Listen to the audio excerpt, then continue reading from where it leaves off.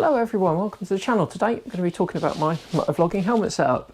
I've been asked loads of questions about this recently, so I thought I'd do a really quick video, quick rundown, show you what I've got on my helmet, how I set up my audio. Maybe you're looking at just getting started in motovlogging and you want to know how to do it, or perhaps you're an existing motovlogger and you're looking to improve your video or audio quality. So I thought I'd give you a quick rundown of what I use and what I think is the best setup that you can get.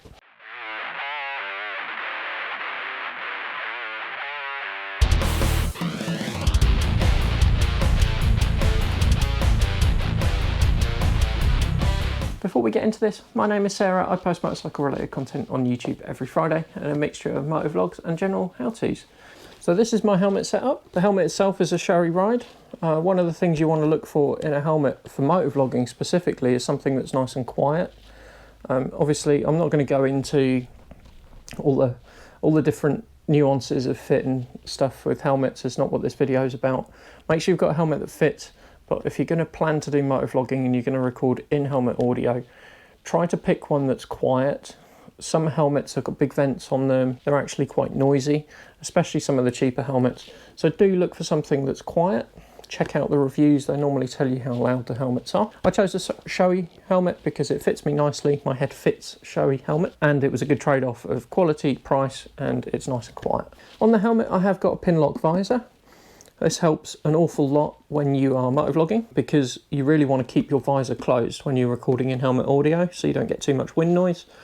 And if you have weather like we have in the UK where it's quite cold, the last thing you want to have is your visor steaming up. So pin locks can really help with that if you struggle with your visor misting up and keeping it closed. Worth getting a helmet that supports pin lock visors. They nearly all do these days. The pin lock inserts are about £30, $50 thereabouts. If you can see that, there's a pin lock on it and you can just about see the insert on the inside of the visor there. So that's the helmet itself. Look for something that's quiet, look for something that supports pin lock visors, because you do want to keep that visor closed when you're recording in helmet audio. Just open that back up so I can actually grab hold of the helmet a little bit easier. So the actual camera I use is a GoPro Hero 8 Black, and I have it mounted centrally on the chin bar on my helmet. I record in 4K at 25 frames per second. I get about 40 minutes out of a battery, so I always make sure I carry some spare batteries. If you want to get a little bit more battery life, you can lower that resolution, record at 2.7K. You get about an hour of battery life then. There's not a huge amount of difference either once you've uploaded to YouTube. So if you want to, you could lower that resolution, but I choose to continue to record at 4K. So mounting wise for the camera, I've got this mount here. It's available from Amazon. I'll put a link in the description below. It's not an affiliate link or anything. I don't earn any money off it. But I've got a couple of these mounts now for different helmets that I've got, and they work really well.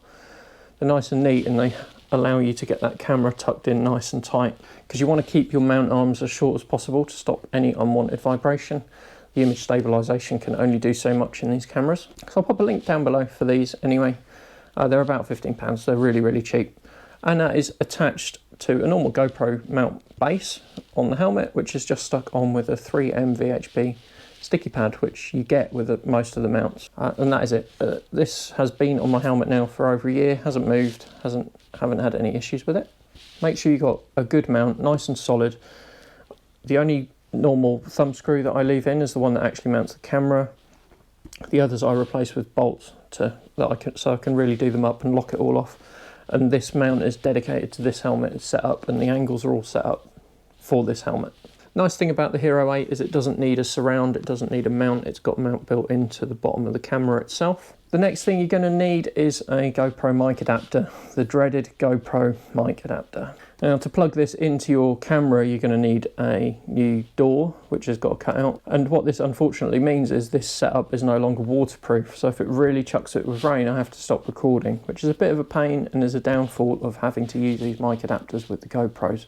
If I'm on a longer ride and I still want to get footage, I swap the battery door back over for the original one, and then I just don't record helmet audio.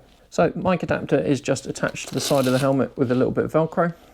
It allows me to take it off to clean the helmet, and it plugs in to the side of the camera through that aftermarket battery door. From what you can see on the helmet, I've got the camera, I've got the mount and the mic adapter. And then inside the helmet I have a microphone. But if I turn my helmet over, you'll see I've also got a wind guard or a chin piece in here. If you want to record in-helmet audio, one of the things you want to do is get rid of as much wind noise as you can, because the more you've got, the more you have to fight. So I was saying about keeping your visor closed. If you get a helmet that supports a chin curtain, that can really help as well. It just keeps the wind from blowing up underneath. It does make it a little bit warm in the summer, but it makes the audio so much better. So if you've got one, fit it. I'm just going to take this out so I can show you the mic setup that I've got. So now I've got the wind deflector out of the way. You can see the microphone just here. It's this fluffy thing. It's an interphone mic. I'll pop a link in the description down below. They're microphones that are designed for intercoms. So they've got noise cancelling built into them. It's a boom mic. You can probably see the boom here, and it's attached with Velcro underneath this cheek pad. They work really, really well at keeping the wind noise down. This fluffy thing that you can see is affectionately known as a dead cat. Again, it keeps the wind noise down, and it's something that I keep mentioning in this video. Trying to combat wind noise is probably the most difficult thing that you have to deal with if you're trying to record in-helmet audio when you're motovlogging, and experiment with different microphones to suit. I went through several different microphones before I settled on this interphone Tour one, and I now use them in all of my helmets that I record audio in. So they work really well in my experience, the only downside being that they are mono, and you need to then do a little bit of post-processing just to mirror your audio channels from your helmet mic. I did used to use the purple Panda microphone, one that's often quoted by motovloggers. It worked quite well, but I found that speeds over 60, shall we say, that we started to get more of the wind noise in, and it was difficult to deal with in edit. With this microphone, I don't need to do any processing on the audio at all. It's just dead quiet. Microphone placement is tricky. I have mine more or less in the middle of the chin piece. When I had the purple Panda mic, I had it tucked under the cheek piece. It can lead to your voice sounding a little bit muffled. You just have to experiment with mic placement.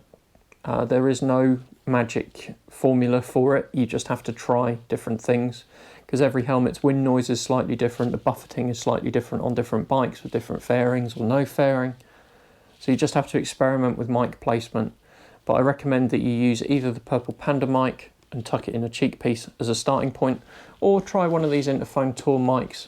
Just bear in mind that you'll need to upmix your audio to stereo when you do your video edit.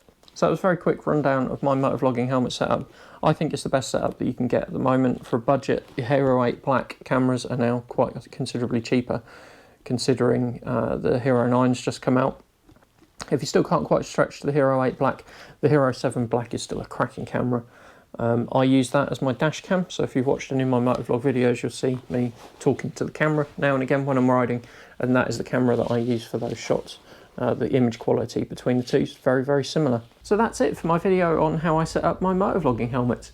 If you like what you see, don't forget to give it a thumbs up, hit the subscribe button down below, check back next week for more new content. Until then, ride safe. I'll see you again really soon.